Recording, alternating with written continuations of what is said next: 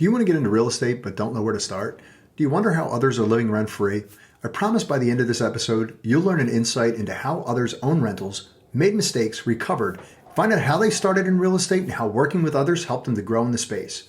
Find out all that and more today, where we provide real estate investors with the tools to achieve generational wealth. Welcome to the Aim High podcast. I'm your host, Bud Evans. Good day, high flyers, and welcome to the Aim High podcast. Today we are here with Alicia and Jill. Ladies, how you doing today? Very good. Thanks so much for having us. Absolutely. Oh, it's a pleasure. It's an absolute pleasure. You're serial entrepreneurs. I do appreciate that. I really wanted to get you on the show. So thank you very much for coming on. And if you wouldn't mind giving me a brief introduction about yourselves. Absolutely. So I'm Alicia, and that's Jill Smith. And we've been in business together for a long time. We're also married, but we started out doing music together. I used to be a full-time musician touring professionally for many years. And I met Jill and she actually started managing our band. We toured the world and then fell in love and then decided that we needed to do something a little more financially lucrative instead of music to support us and our family. So we took the business acumen and hustle that we had and applied it toward opening up cannabis dispensaries in Oregon. So basically, we were living in Texas and we had just signed a lease in Dallas. I think we had lived in this apartment for 2 months and saw this opportunity in Oregon. We didn't know where we were going to get the money, where we were going to find a space, how on earth to run a dispensary. We knew a little bit about cannabis. That was about it. And so we packed up our car. We had one car at the time and our 2 dogs. We drove across the country and stayed in an Airbnb and basically bombarded this landlord and realtor to actually rent a space to us, because at the time, landlords were very reluctant to lease to cannabis for a variety of reasons. First reason, and I bring this up because this is very relative to real estate, is because it's still, even to this day, federally illegal. You can't get traditional lending on a building that leases to a cannabis dispensary. So you had to find a landlord who owned a building outright. Typically, that was a much older gentleman who tended to not be very cannabis friendly. Yeah. And then you had all of these zoning requirements. So it was like a needle in a haystack to find a space. And we ended up we called a number for a space we thought was great. It was right next to a grocery store across the street from a bar. And the woman we had a great rapport with on the phone, and she asked what industry we're in. And we said cannabis. And she said, "Sorry, you won't do it." Hangs up on us. So then Jill called back 10 minutes later, trying to charm her, and asked the same thing, cannabis. "You guys just called me." And we're like, yeah. We're just trying to understand what his concerns are. And he just doesn't feel comfortable with it. And so in Jill and Alicia fashion, we didn't take no for an answer. So we drove 45 minutes away to this woman's office, got in our finest attire. But we had a Beagle Basset at the time named Pirate, who was a very loud dog. And the Airbnb we were staying in would not allow us to leave him when we left.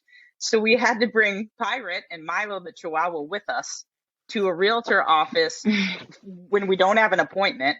So we just show up in the space and you just hear Pirate howling outside as we're walking in. Okay. And we get to the front desk and the woman's, "Do you guys have an appointment with someone?" We're like, "Oh, we're just going to go ahead and wait for Micah." Yeah, that was her name. And so the lady was just looking at us crazy. And we were just like, "Yeah, we just wanted to talk to her." So we just sat there.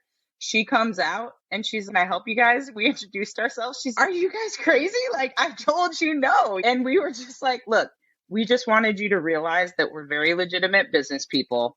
And I'm just hoping that you could set up, may I send you an email explaining what we do, a little bit about our company. And all I want is to facilitate a conversation with the landlord so I can understand what his concerns are. And if they're valid and they're great, awesome. But I'm hoping I can address some of his fears and we can reach an agreement." Sure enough, the guy ends up calling me, negotiates for a very long time with me to get a premium on the rent, about double what he was asking.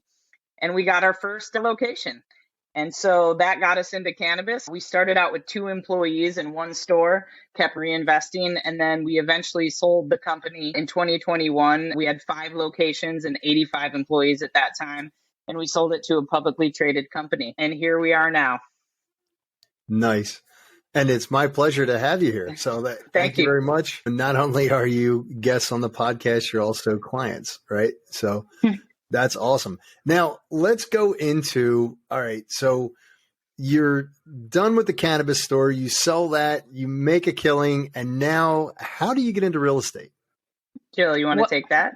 Well, yes, absolutely. The way we got into real estate is truly because we had a big capital gains that we needed a place to put that, basically a place to put in all that money to invest. So that's how we got started. But our first deal was we actually got our first property when we were still in cannabis. So basically, and it's actually a really funny story. So again, with the licensing in Portland, we really wanted to get a building in Portland, but all the dispensaries have to be at least 1,000 feet apart. But it's really hard to find these places that are 1,000 feet apart, owned outright, have all the other, like they're away from residences and other churches, schools, things like that. So we literally parked at a dispensary, got in our car, had one of those like jogging trackers on, and like literally watched it. And then like when it hit 1,000 feet, we just looked over and there was this building that was like available. So we called the guy, negotiated a price, and then we didn't have any money to do that. Alicia, do you want to tell how we were able to raise that? Yeah. To add to that, there wasn't a sign on the building. It didn't say for sale or for rent. It was just empty. And we thought, we wonder if something's going on with this building here. So we called a realtor friend of ours, and he basically figured out who the owner of the building was, called the owner, and he said, it's really funny that you're calling me because I'm selling the building. And I got an offer, but I told them that what my asking price was. I think it was like $540 or something, but they came in at $500 when they told me they were going to give me a full ask offer. So if you guys can come to me with an offer within 24 hours, I'll hold off on this deal. They looked at each other and were like, oh my God, how are we going to fund this $550,000 property? It's like 2:00 in the afternoon. Yeah, we don't have money. We don't have great credit. We were just like, oh my God, how are we going to do this? Our attorney had a friend that was a hard money lender, which we didn't even know what that was at the time. And we're like, okay, so we go have a meeting with him, and he's like, I'll lend to you guys at 12% interest with a point every 6 months, but you need to come in with 20% of the deal. And we're just smiling and okay. And I'm like looking at Jill. Absolutely. How the hell are we going to come up with 20%? So I just was like, all right. We had another investor that had considered investing in we were going to do a grow operation, and we had given them the pro forma, all the financials, what the business plan was. We ended up not making that move, but we built a good relationship with him. So I called him and said, I'm wondering if I just offered some crazy interest rate. I was like, will you loan us like $150,000 for 15%? And he was like, I very rarely ever get offered 15%. He's okay, sure. So Jill's mom was with us. I couldn't believe this was all unfolding within a matter of hours. We still were a little short. So then I had to call another family member's parents of an employee that worked for us, because I told him what was going on. He's like, my parents might be interested too. Gave him the same deal. Sure enough, we locked in the hard money loan and 2 investors within just a few hours, made the offer, and then got our first property. So that's how we got that property.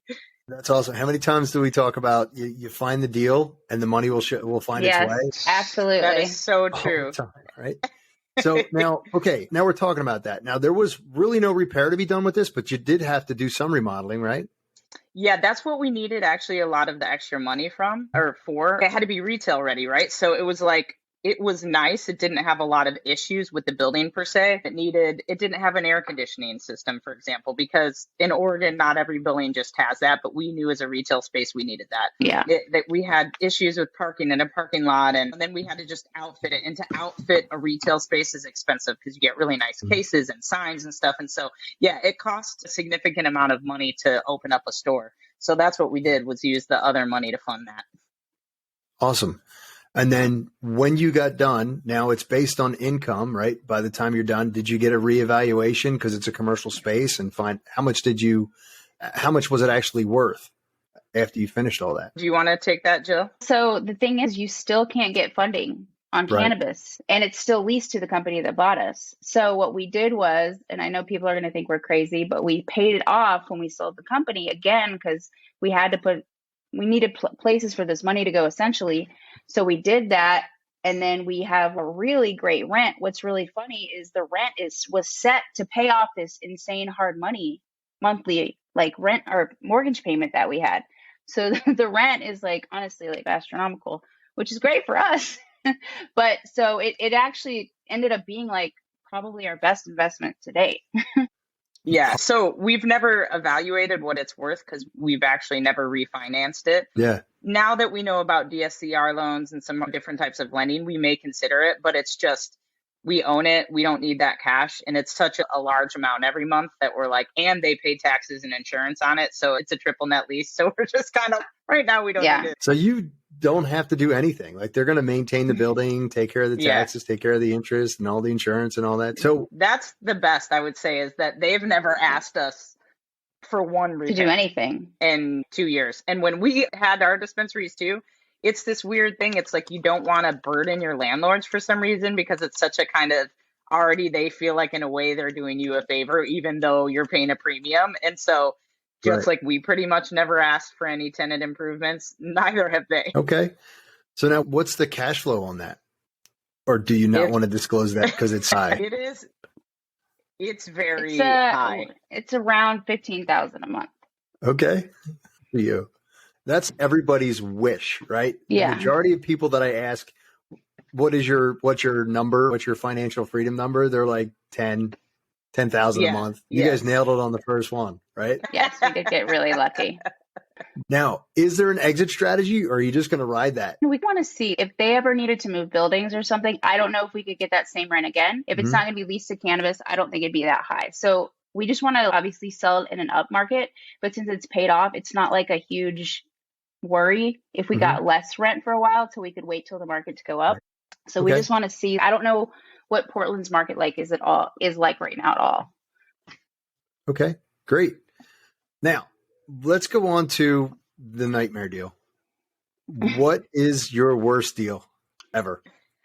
I want to just preface the fact that when you want to get into real estate, I just want to stress the importance of education, because we were in a time crunch to try to deploy our capital gains tax like Jill was talking about. Yes, back on the topic of education, go see Bud, go find somebody that can help you learn how to analyze deals, and don't make the mistakes that we made, which was just trying to acquire properties quickly. So we got a deal from New Western, and basically at the time, it was really on the swing of where the market was just skyrocketing. And we saw an offer for a property that was about an hour and a half outside of Austin, Texas, in a town called Temple.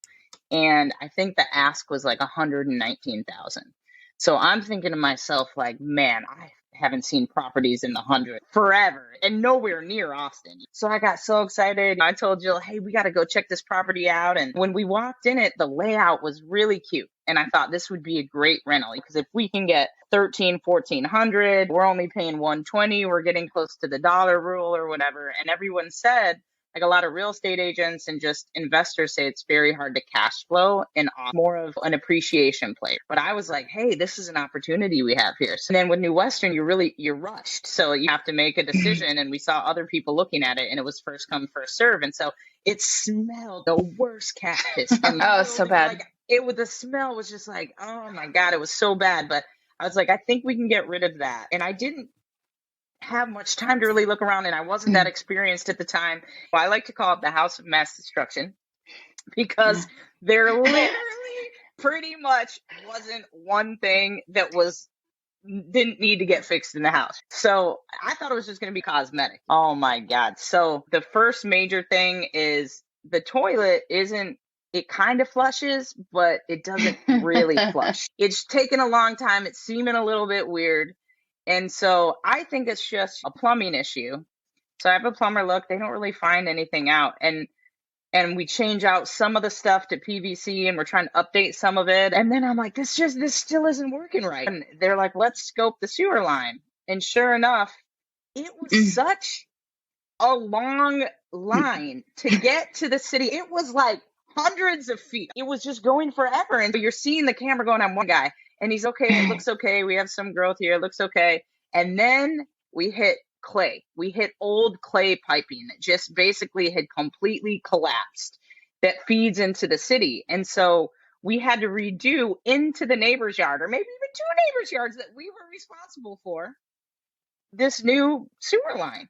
And so we called the city to try to get them to cover it. They were like, no way, you got to fix it. And so that was a huge expense. And then we had what I thought was a really cool tree, this humongous tree in the back. It turned out that the thing had fallen and regrown and was completely rotted. There were termites everywhere in it. And I hired a tree company to come cut it down.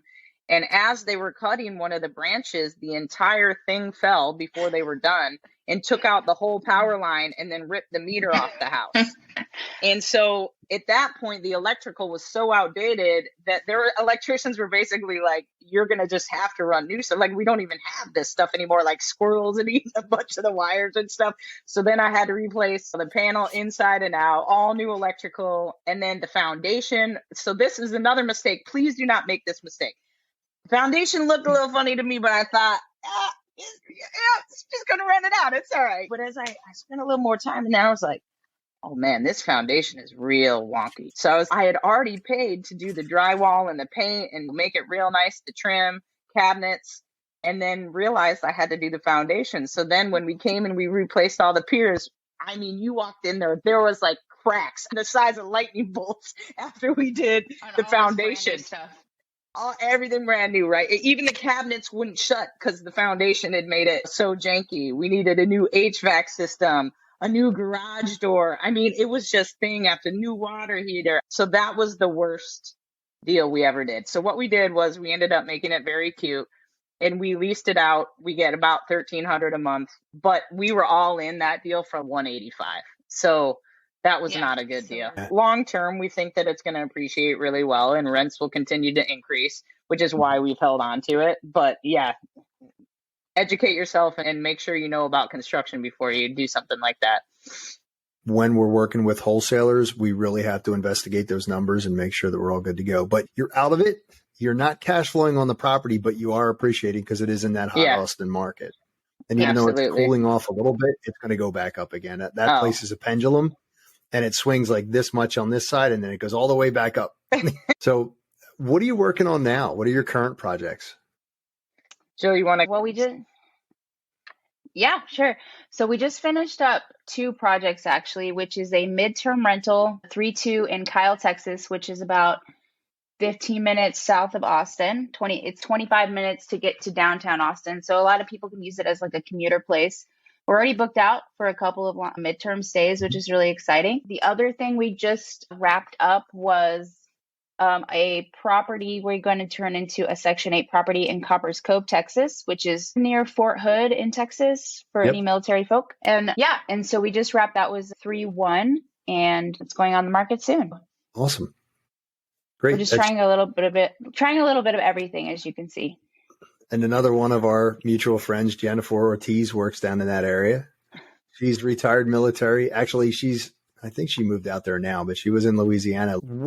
You've been through cannabis. You've got long-term rental. You've got a midterm rental, and you've done flips. So what would you say is your niche? We've always been under the impression that we really want to have as many doors as possible as buy and holds, no matter what type of avenue we're taking with them, because we see real estate as a long-term investment. I think flips are great for income and cash flow when you need cash. So we want to really have that mindset of we're going to wholesale, we're going to flip, and then the majority of the things that we're going to do are going to be to acquire properties.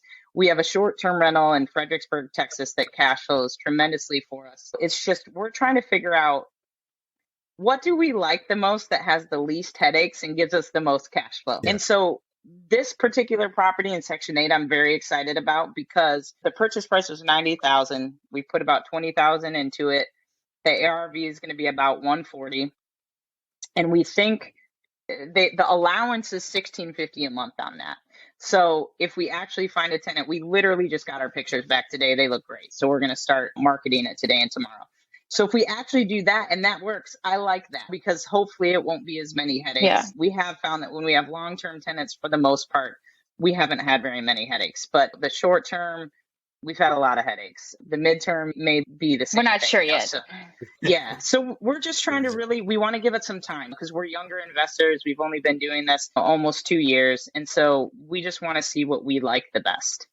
So are you using property management for the midterm, or are you going to use it for the Section 8 for the long term? So we have property managers for our short term and for our other long term properties. However, because the midterm is only 15 minutes from our house, we were actually there today right before we came home, and we were putting out the Keurig coffee pods and leaving all the snacks and getting it make ready. We're going to do it ourselves at first because if people are doing these 30-day plus stays, we don't think it's a huge inconvenience. And then we have cleaners that we actually work with at our house that are great and could do that. So we're going to give that a try on our own. And I actually think with Section 8, I'm going to try it myself as well because I have a great contractor in that area, in the Fort Hood area, that every time, basically my property manager calls him to fix things anyways. So I'm like, I'm just going to call him myself. I know what I've done to these properties. I don't think I'm going to have that many problems. So I'm going to give it a go. Well, Great. also with the Section 8 stuff, it's like that might be a business model we want to really scale. Just because I like two of the things is that it's guaranteed money from the government, but also my understanding is like in a rent moratorium, you'd probably still be fine, right? Yep. Yeah, or at least for the state's contributions. Yeah. Right. So that's what we're thinking. That could be a really scalable model, which is why we want to run it ourselves for a couple properties to just see. We always felt like with our business, like if we understand the basics of a position, we can tell somebody how our vision is and how we want things to be run. So that's why we're going to start out that way. And then if it's terrible, then we'll get someone else to do it and figure something else out. But we want to try it first so we kind of understand the process. Yeah. So I had a one property that I was managing for a while, and just to remind myself how bad it actually was to manage a long-term rental. And then I decided to start a property management company. Oh, wow.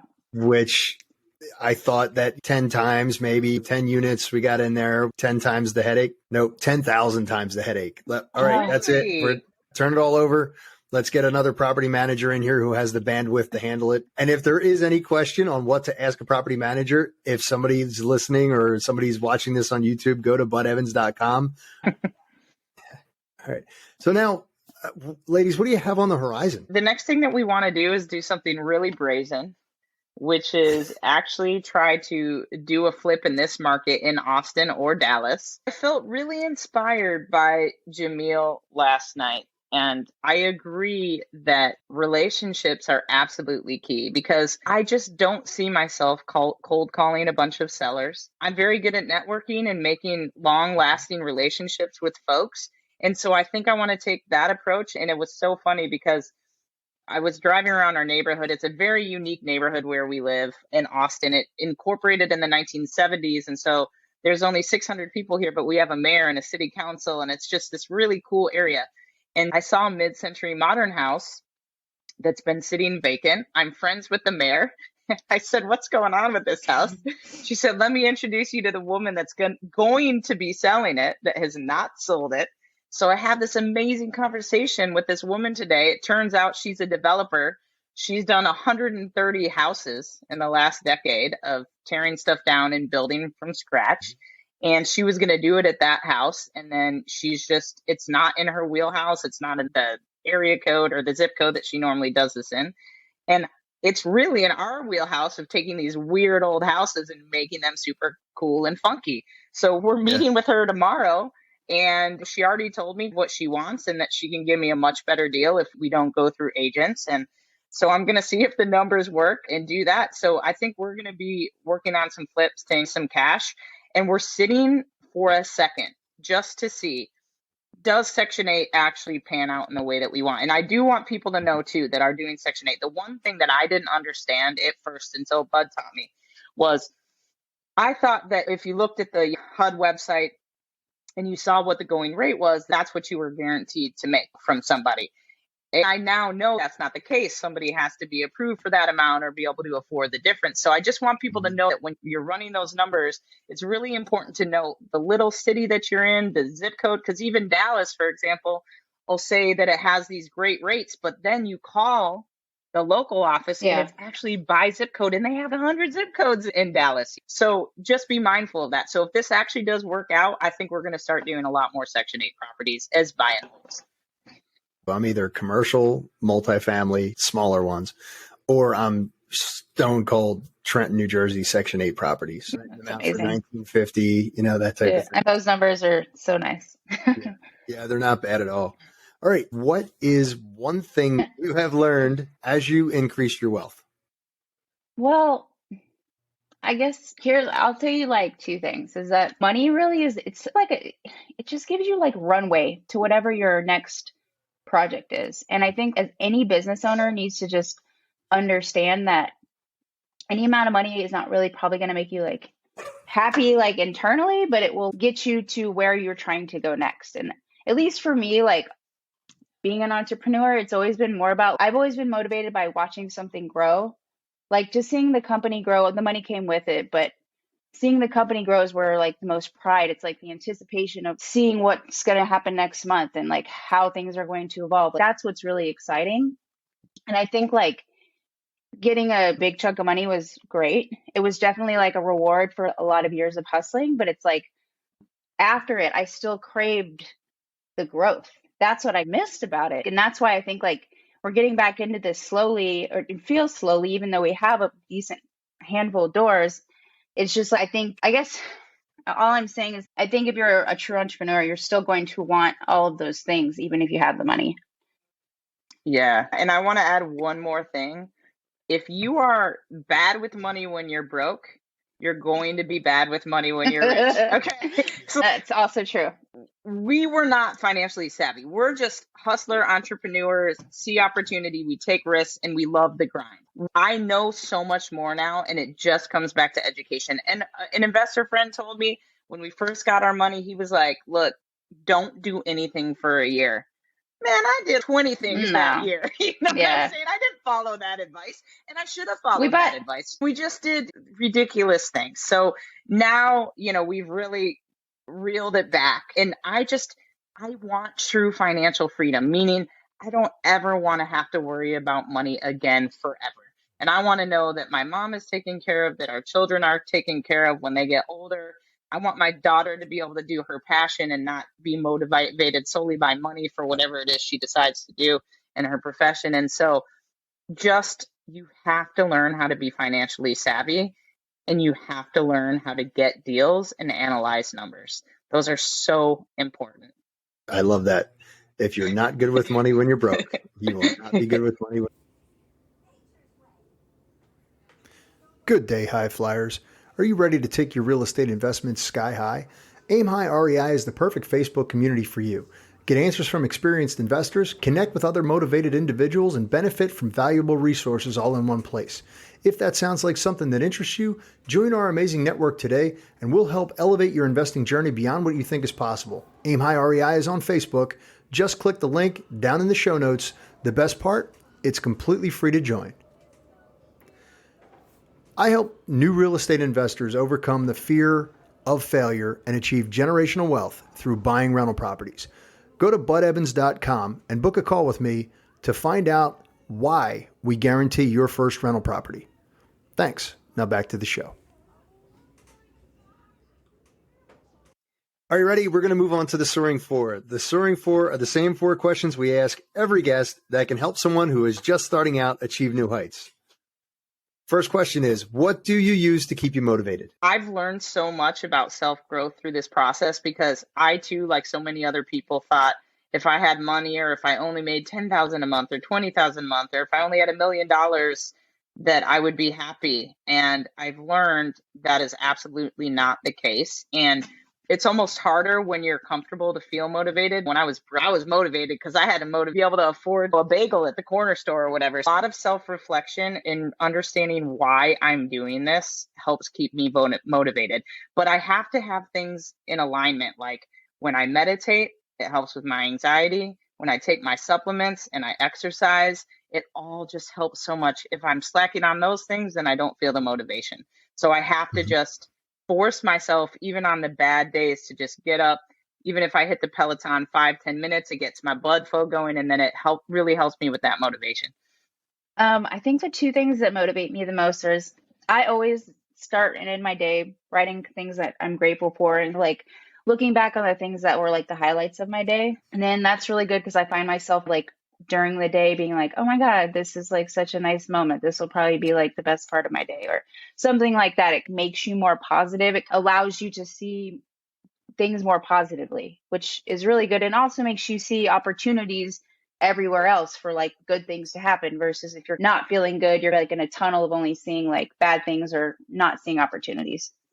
The other thing is, I follow all the people on the Instagram, all the like famous real estate investors. And I think to myself, if they can do this, so can I.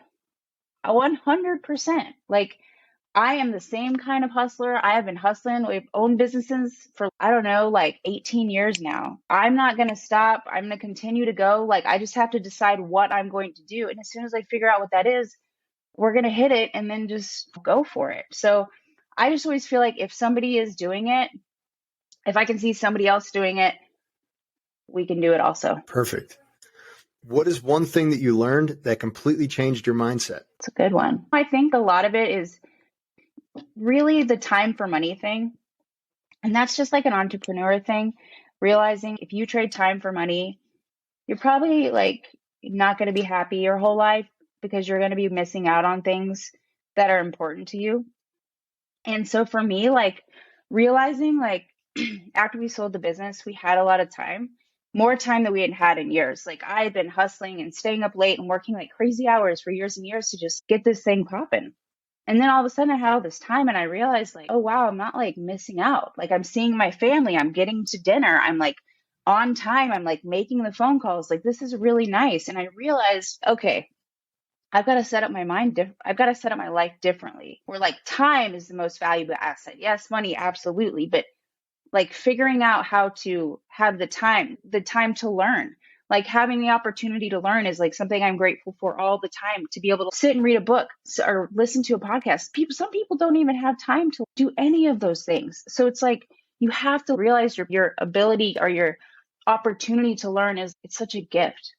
So for me, just realizing how much time is important and how little we have of it, you need to spend it in a really you need to spend it how you want to spend it. Because so many people just think that it's just like endless, but it's truly not. So that was probably a big mindset shift for me, which is why real estate also became more interesting. It's not that it's completely passive, but there are opportunities for it to be passive.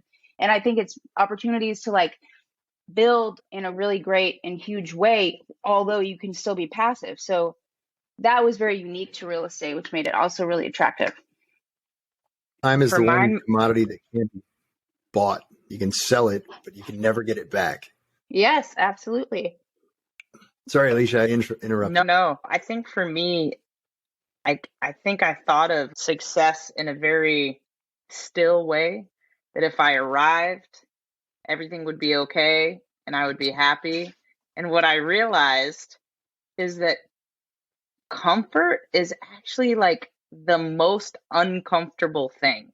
And when I realized that I was just kind of floating and doing the bare minimum, I was comfortable, so I just eat what I wanted. I was comfortable, so I'd do the minimum exercise. I was comfortable thinking I was already educated and smart, so I didn't need to read a lot. I was just like floating in this zone of comfort. And then what I realized one day was like, I need to make myself uncomfortable, because the only thing that really truly drives me and makes me happy is growth. I can't feel like I'm the same for even Jill and I are the same for 4 hours. If we don't feel like we move forward in some way that day or something has changed or evolved, we just get depressed. So I've learned that I have to continuously try new things and put myself in uncomfortable positions to actually be happy, because just doing the same thing and being comfortable doesn't make me happy. Public speaking is not my forte, believe it or not. What do?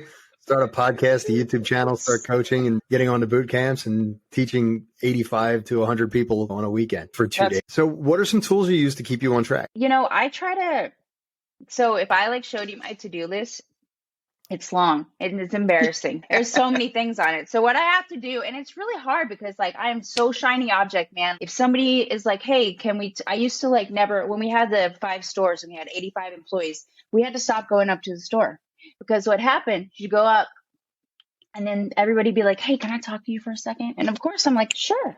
And then all of a sudden you just had to drop something off or pick up some money or something. And then all of a sudden you're there for 6 hours. That's my life now is my to-do list is if I see, I have to basically be like, okay, I need to accomplish what 4 things or 3 things have to get done today. And typically they're the ones I don't want to do the most. They probably don't even take that long. They're just going to make me uncomfortable. So it's I have to look at those and be like, what's going to make me most uncomfortable on this list? Because that's probably what's most important. So really, it's not anything fancy for me. It's just trying to get through these lists, but prioritizing in a way that's effective. Alicia, what do you got? Yeah. So for me, I've had an issue with that because like Jill, our minds are just so scattered and we feel like there's so many things that we need to do. And so I have found that having this routine of meditation and exercise gets my mind in the right place. I'll give you one example.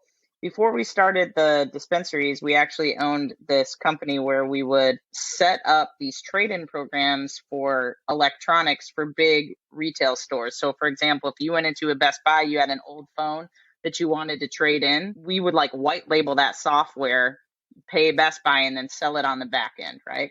And so we would have to go and present to these huge companies, Walgreens, the post office. We did all this stuff, right? And so I'd get really nervous before each presentation. And I realized that if I just went on the treadmill for 10 minutes that morning in the hotel before I went to the meeting, instead of the nervous, freaky, calm energy, I had this very deliberate, confident energy instead that was more effective and I was more calm. And so I still try to apply that every day in life. And I started doing goal setting, and basically we try to set 3 to 5 major goals a week, keep track of them and score them and just try to stay on track. So I do think just writing down what you want to do for the week, but not writing down too much because sometimes you really won't. You just have to figure out if there were only 5 things that could happen this week, what are those things? And then you focus on those things. Yeah, great. Gino Wickman calls them the rocks, right? If you had to start over, what is one thing that you would change? I would have learned how to analyze deals better first, understand comps and deals, and what my strategy is. Because something that I understand now, and this is going to be Jill and I's only focus, it literally is only about the deal. Because if you have a good deal, you can wholesale it, you can remodel it and flip it, you can hold it as a long term, you can hold it as a short term, you can hold it as a midterm. If you find the deal and all of those things work, you're going to be successful and find the path that's best for you. So I would have just learned more first and gotten guidance before I just jumped in. I agree. I think that it's I say that too, but it's now we're deep into, we have all these different things going on. We went through the house of mass destruction. And truthfully, I think sometimes you just learn best when you fall on your face, which sucks. But my forehead is super flat from hitting it on the ground so many times at this point. But it's you do learn a lot from those situations where all of a sudden, those are the things that make the crease in your brain to be nope, don't do that again. Do not do that again. Yes, I think, but yeah, absolutely. As far as we need to figure out the best way to get a high volume of deals. One thing we did with the dispensary, and I bring this back because eventually at the end of the day, we become this sort of distribution model in a way, right? Because if you've got 5 stores, you've got 300 transactions a day. That's, I don't know. At the end of it, I think we were probably serving 5,000-6,000 people a month per location, something like that. So if you think about that in the numbers game of real estate, if you could be maybe talking to 30, 40, 50 people a week, maybe you're talking to 200 people a month. Even if 10% of those things actually get to one stage, 5% actually come through. It's a numbers game. It's just trying to fill your funnel as much as you can. And then wherever those things fall to, whether you want to do wholesale flips, whatever, at that point you can figure buy and hold, Section 8, short-term MTRs, whatever, you can figure it out, but you just have to fill your funnel up as much as you can. And so I think that's what we have to figure out is how do we get the highest deal flow, which every real estate investor wants to know that. There's no secret sauce. It's grind. Yeah. How many people did you talk to this week? How many agents, how many wholesalers, how many sellers if you're cold calling? We were doing 10,000 names per month. We would get 1,000 prospects, 10 leads, 10 their actual walkthroughs, and then we might wind up with 5 deals. Yeah. Wow. Yeah. So it is a massive numbers game. And that's not a lot, believe it or not. Yeah. Great. Yeah, I think about that too. That was another thing that was like an aha moment for me was like, okay, if the average Section 8 property is netting you, I guess cash flowing you, okay, $100 a month. And I want to use that toward my living. Gosh, if I only got 20 properties, that's $10,000 a month. Well, if I have 20, why couldn't I do 50? Why couldn't I do 100? And now if I have 100 properties, now I'm making $50K a month. So I started to realize that it's just a numbers game. If you do all of the other things right and the deal is there and your numbers are right, then it's just about plug and play as far as making that money. And so that's changed my mindset a lot. Yeah, good. I'm glad to be a part of that too, by the way. Thank you. Yes, we've learned so much from you. Absolutely. Yes. Thank you. Star students, you guys walked in with this huge amount of experience and it was so easy. You guys are fantastic. But I just have to give you props because I had seen a lot of the coaches and different people speak. And as soon as I saw you watch one of your presentations or videos, and I was like, he's got to be my coach. He's not going to take any BS. I love that he's a quick talker. He explains things super well. I need that. And I was like, I got to have him. And I actually asked, Sonia, if I was like, I want Coach Bud. She's like, all right, go check his calendar. See, what you can do. Nice. And so I'm just so happy. I've learned so much from you. And not only in real estate, but just you as a human being. Like Jill and I truly do aspire to be like you in a lot of ways. We think that you really have it down from personal growth, inspired by how many books you decided to read in a year and things like that. We got Audible. We're killing it now. We're like on the road listening to books. And so thank you for inspiring us. Yes, thank you. Yeah, not a problem at all. And it really is a pleasure. That is like the high point of my day, getting on a coaching call and having a conversation with somebody who actually wants to do what I'm doing and giving me the opportunity to give back. Good day, high flyers. Are you ready to take your real estate investments sky high? Aim High REI is the perfect Facebook community for you. Get answers from experienced investors, connect with other motivated individuals, and benefit from valuable resources all in one place. If that sounds like something that interests you, join our amazing network today, and we'll help elevate your investing journey beyond what you think is possible. Aim High REI is on Facebook. Just click the link down in the show notes. The best part, it's completely free to join. I help new real estate investors overcome the fear of failure and achieve generational wealth through buying rental properties. Go to budevans.com and book a call with me to find out why we guarantee your first rental property. Thanks. Now back to the show. Ladies, that's it. I really do appreciate your time. Thank you very much for coming out. Thanks for having us. It is an absolute pleasure. Yes, right. This is great. For those of you who are listening or watching on YouTube, until the next time we meet, aim high. Bye. Thank you.